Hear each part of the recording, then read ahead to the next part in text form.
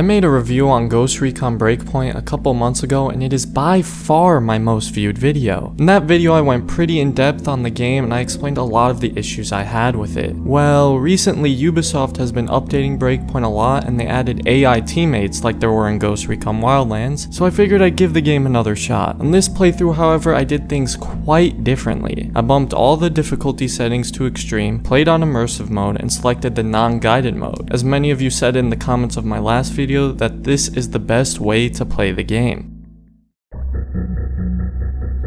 There was, I thought someone was gonna shoot me. This is our village, Vaughn.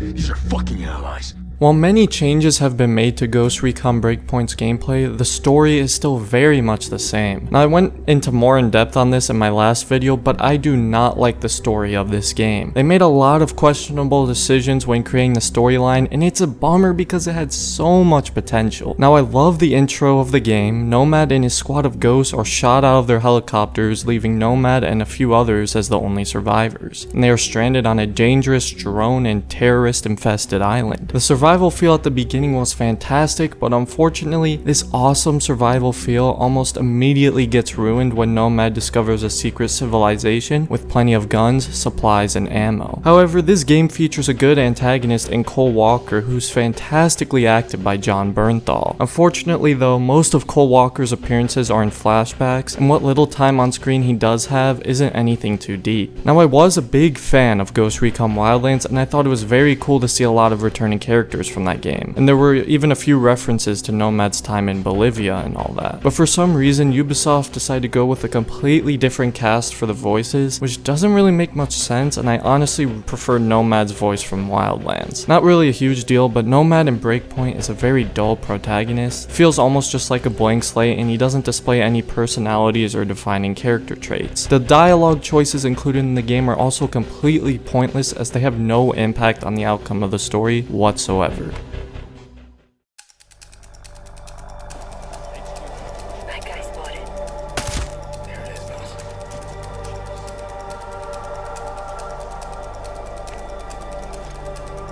Get a clean shot. Fire!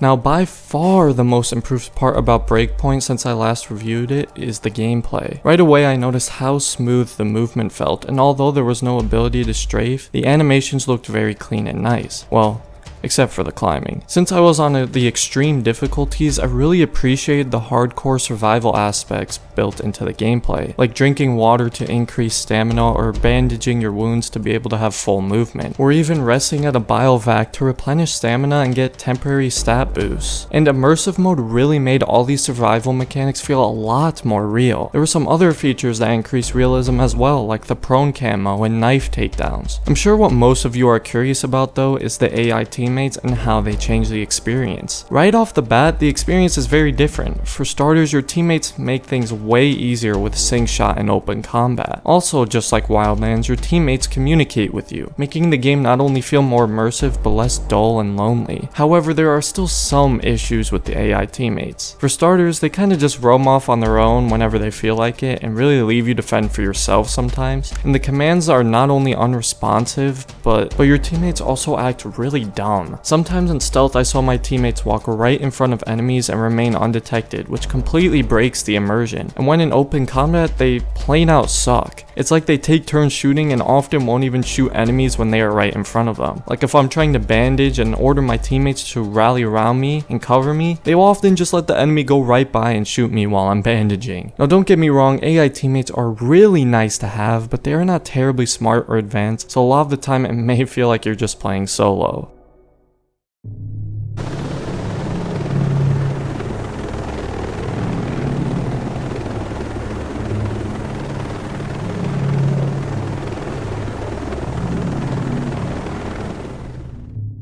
Now, one of my positives in my original review was the open world of Aroa, and after playing a second time, I'd actually flip that around and say it's one of the game's strongest negatives. This open world is very dull. Almost the entire map looks entirely the same, and while in the free roam there's hardly any life whatsoever. It also doesn't help that Aroa isn't even a real place, so there is no deep or rich history like in Wildlands Bolivia, so there's no cool landmarks to see while exploring the world. I mean, there's not even a car radio, and if it weren't for the recent arrival of AI teammates, you would feel completely isolated and lonely while playing the game, which I guess is what they were trying to go for with a lone wolf survival feel, but it just wasn't executed very well. There's just not enough life. There's nothing interesting going on while driving from point A to point B in this game, and it really makes you just want to fast travel whenever possible. There's also no point in ever using any other vehicle besides a helicopter, because from mission to mission, you are usually traveling a good 5 to 10 kilometers. It's just a pain to try and drive that length. This world is really at the heart of the problem with Ghost Recon Breakpoint, and if it was just given more life and variety to the map, this game could have turned out to be fantastic.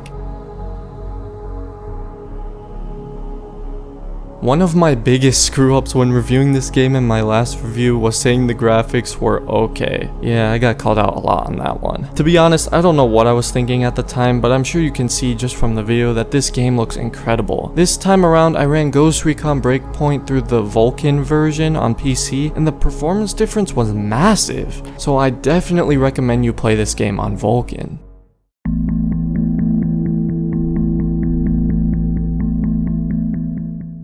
Ghost Recon Breakpoint has smooth and tactical gunplay and movement with some great survival mechanics and overall solid AI teammates. However, it features a disappointingly boring and underachieving story and a dull open world. So I am going to be giving Ghost Recon Breakpoint a solid 6 out of 10 and say you should buy it for a cheap price. Anything probably $15 or less, and I'd say this game is worth it. Prior to all the updates Ubisoft has made, I would have said this game was probably a 3 out of 10, but props to Ubisoft for not immediately abandoning the game and actually giving it a chance to succeed. Hopefully that's a trend we continue to see from them. Anyways though, if this video helped you decide to buy Ghost Recon Breakpoint, or maybe you were just curious what I thought now of the game, then a like and subscribe would be very much appreciated, and feel free to let me know what you think of Breakpoint down in the comments. I'll be hosting a vote soon for which game you would like to see me review next, so stay ready for that. And other than that, thank you all so much for watching and have a great rest of your day, Assassins.